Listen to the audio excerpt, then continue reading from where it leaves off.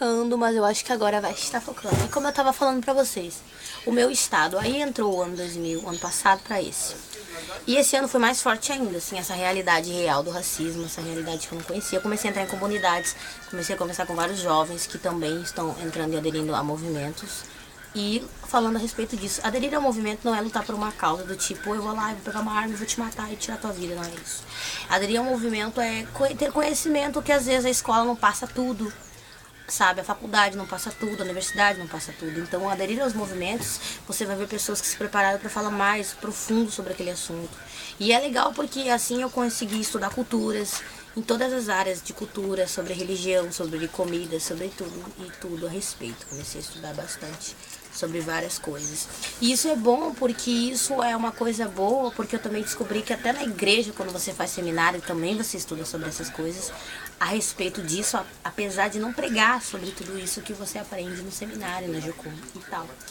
Isso é bacana, porque aqui no canal eu vou poder falar a respeito disso, que é uma das coisas que às vezes na igreja, numa palestra, num culto, que deveria ter, num devocional, e tal, num estudo, numa célula, deveria ter sobre isso, abordagem sobre esses assuntos, e não tem. Que eu acho isso uma falta de respeito a respeito sobre isso. Mas eu descobri muita coisa que eu precisava. Então, eu agora com 22 anos de idade, eu comecei então a estudar tudo aquilo que eu não estudei mais cedo. Porque se eu tivesse estudado essas coisas, eu não teria me apaixonado por aquele cara, eu não teria me envolvido naquela situação. Eu não teria errado muita coisa na minha vida se eu tivesse tido, sabe, não a orientação, porque a minha mãe me deu toda a orientação que ela podia me dar dentro do que eu podia ouvir para aquele momento. Apesar de ela não saber que a minha cabeça já estava mais avançada.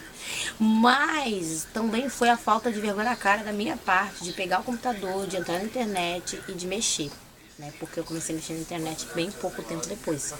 Eu comecei a fazer vídeos no meu celular antes, foi em 2011, 12, 13, por aí. Só que os meus vídeos de canal foi depois, foi lá por 2016, 15, final de 2015 para 2016. Então foi um período muito conturbado da minha vida. Em 2014 que eu comecei a mexer na internet, comecei a me interessar por internet. É por isso que eu não sei mexer ainda em muita coisa na internet. Porque, Rosélia, mas foi 2014, 15, 16, já estamos em 2018. É a falta de compromisso, é triste. Mas eu comecei então a descobrir a realidade que eu não conhecia. Então eu comecei a escutar mais rádio, não só a rádio no louvor, mas nas pregações e também a respeito de notícias, entendeu? Aí eu comecei a ver, tipo, a realidade dos jovens negros no Brasil, o racismo no Brasil, o preconceito no Rio Grande do Sul que eu não conhecia e toda aquela coisa. E aí os choques de realidade. E aí pra mim o maior choque de realidade foi quando eu tive que ir lá ver a minha irmã na colônia, quando ela resolveu casar com o alemão. Aquilo ali pra mim foi uma coisa do tipo que eu fiquei assim... Assim, eu fiquei assim, tô falando sério, eu fiquei desse jeito. Não pela cor dele, mas porque eu fiquei assim. Onde tinha, tipo, eu fiquei, ai meu Deus, eu nunca me esqueço, eu era bem pequena. E aí a minha mãe disse assim, nós vamos até lá. E a minha mãe disse assim, só que assim, José, tem que entender que a tua irmã ama ele, que não sei o que, começou a falar pra tu não deixa meter na vida da tua irmã, que não sei o que, começou a falar pra mim e eu tava de outra cor. E eu não sabia que eu era racista. Sabe quando você não sabe que é racista? Porque eu fiquei assim. E aí, resumidamente, tá, nos arrumamos, chegamos lá na rodoviária, aquela cidade. Hoje eu olho pra cidade, eu acho a cidade maravilhosa, mas a primeira vez que eu cheguei lá, eu achei que eu tava chegando no final do mundo, que eu tava chegando numa década passada. Eu olhei assim pras estradas, eu olhei assim pras pessoas, as pessoas falavam diferente. Eu queria entrar pra dentro do ônibus e voltar de volta pra Porto Alegre. E eu horrorizada com aquela cara assim, bem de... Eu tava com uma cara, vou falar pra vocês, eu tava com uma cara de bosta. Eu tava com essa cara assim, Rosiane misericórdia, eu tava com uma cara desse jeito. Eu queria ir embora, eu tava indignada, irritada. Quando eu vi aquele carro se aproximando, chegou aquele cara lá, nunca me esqueço. Foi assim que eu conheci meu cunhado. Eu olhei pra cara dele assim, com aquela cara, uma cara feia, tipo, uma feia mesmo. Pensa numa cara feia, terrível. Meu cunhado hoje sabe que não foi fácil, sabe, a minha aceitação. Aceitar ele na família foi muito difícil. Foi difícil pra mim, mais difícil pra mim do que pra todos os restos. Todo mundo aceitou de boa, mas eu fui a única que infernizei. Cunhado, perdoa eu, porque eu te infernizei tanto. Eu infernizei tanto meu cunhado que eu fiquei 2 meses na casa dele. Olha, eu quase destruí o casamento dele. Foi horrível. Foi triste. Porque eu tava tendo um ataque. Primeiro eu tava tendo uma déficit de atenção. Depois eu tava tendo um surto terrível. Que eu não tava sabendo lidar com a minha identidade. Então eu misturei tudo isso, explodi em cima deles. Foi horrível. Foi terrível. Minha irmã me ama, mas ela me ama assim, à distância. Porque me amar de perto não dá certo. Tem que ter muita paciência. E aí eu cheguei lá, foi terrível. Minha mãe eles botaram as malas dentro do carro. E aí eu pensei, eu olhei pra cidade, aquelas igrejonas enormes, assim, enormes igrejas. E aí eu olhava aquilo e dizia, e tudo eu via demônio, porque eu tava bem impregnada, assim, nas outras realidades. Então eu via demônio em tudo, e eles são católicos de pé junto. E eu via demônio em tudo, era capeta, sai demônio, sai diabo, e eu começava assim, bem louca da cabeça mesmo. Eu nunca me esqueço o estado que eu cheguei naquele lugar. Foi terrível.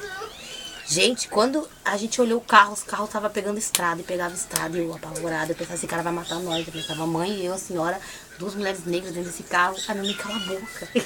Não, mãe, vai matar a gente vai jogar a gente em algum canto, no meio desse mato. A senhora é louca. E eu, desesperada, eu fiquei em estado de nervo, eu queria pular do carro. Mas aí eu pensava, se eu pular do carro, o bicho me pegar em alguma coisa, eu não sei voltar. E eu tava planejando como é que eu ia voltar pra Porto Alegre daquele lugar, de a pé, caminhando. Foi que nós fomos chegando. Eu não sei se a gente chegou de noite, a primeira vez, eu não me lembro. Era um matagal. Aí eu olhei, eu disse, ai que linda a cidadezinha. Parecia uma cidadezinha. Eu olhei, ai que bonitinha a cidadezinha. Eu pensei que era uma cidade. Ele levou minha cara, assim, não é uma cidade, é um cemitério. Eu disse, credo. Eu disse, eu quero ir embora. Eu comecei. E a mãe disse, calma, mãe, eu quero ir embora. Ele tá levando nós pro cemitério e vai matar a gente. E eu comecei a enlouquecer, a mente acalma. Calma, eu pensei de verdade. Aí foi que nós chegamos, assim, entramos, fomos passando por várias chácaras. Os negócios, assim, são muitos, é colônia pura mesmo. Fomos entrando até que nós chegamos lá no fundão. Quando eu achava que não tinha mais, não conseguia mais ver o céu, me desesperou. Eu não conseguia mais ver o céu, porque as montanhas começaram a fechar, as árvores também. Aí nós chegamos na casa da sogra da minha irmã. Gente, foi uma situação assim, olha, foi difícil, eu parecia um bicho do mato. Eu não queria comer, eu não queria passar do quarto pro banheiro, eu não queria passar do quarto pra sala. E aí, chegou a família inteira. Sabe o que é chegar uma família inteira pra conhecer os parentes? Foi terrível, sabe? Tipo, foi uma situação, eu fiquei assim, todo mundo veio pra conhecer. Nos trataram super bem, assim, de uma maneira que eu nunca tinha tratado na vida. Eu pensei que a gente ia ser chutada de lá, corrida de lá pra lado. Eu pensei em milhões de coisas horríveis. Sabe, me preparei, botei um canivetezinho ali na minha bolsa, qualquer coisa. E aí, foi totalmente diferente. O choque de realidade foi totalmente diferente, assim, meio que eu tomei na cara mesmo. Tudo que eu pensei, que eu imaginei, assim, foi muito diferente. A humildade foi muito diferente. Mas ainda assim, levou muitos anos, assim, pra mim me acostumar. Quando eu voltei pra realidade de Porto Alegre, quando eu voltei de voltar pra casa, cada viagem que eu ia, que eu voltava, assim, diferente. Eu fui me acostumando mesmo, assim. Mas aí quando nasceu os meus sobrinhos, aí tudo mudou, assim. Meu coração ficou muito diferente. Demorou também, mas ficou, assim, diferente. E tudo mais, hoje já não tem mais isso comigo. Mas eu tive, por outro lado, outras realidades.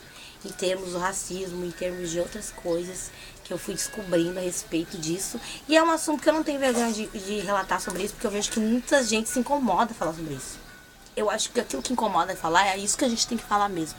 Porque eu tô aprendendo nas aulas de psicologia que você tem que tratar assuntos de tensões para curar os seus problemas, as suas depressões. Então não tem problema nenhum tratar assuntos assim a respeito de muita gente. Rosiele, pra que tu vai falar sobre isso?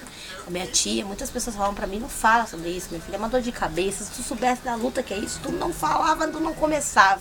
Eu não sou assim. Eu sou uma pessoa que eu tenho que relatar a respeito de tudo aquilo que eu acho, que eu penso, a respeito daquilo que eu tô vendo e que eu tô vivendo de novo na minha vida. E aí, resumidamente, depois que eu tive esse surto, que eu passei por esse déficit de atenção lá onde eu tava, e aí eu voltei de volta, eu resolvi dar um basta na minha vida. Eu disse, chega, porque tá demais, eu preciso entender o que tá acontecendo, eu preciso estudar mais a respeito, eu preciso me aprofundar mais, eu preciso entender que nem tudo é demônio, mas também tem demônio envolvido aí também no meio, né? E aí eu comecei a estudar sobre as religiões, estudar sobre tudo, ler mais a Bíblia, porque é uma coisa que eu não fazia. Eu ia mais para as pregações dos homens da terra, mas eu não ia para a Bíblia, para o que estava escrito ali. E aí lendo a Bíblia, interagindo com pessoas, indo mais para fora, saindo, vendo as pessoas, a sociedade, os comportamentos relacionais, os lares, estudando isso, eu fui vendo que não era tudo aquilo. Mas não que não tenha, porque eu sei que tem muitas coisas envolvidas por trás, bem macabras. Mas aí eu comecei a estudar e comecei a ver na minha vida áreas e pontos que eu precisava arrumar. Eu não quero que esse vídeo fique comprido, então eu vou pro próximo vídeo.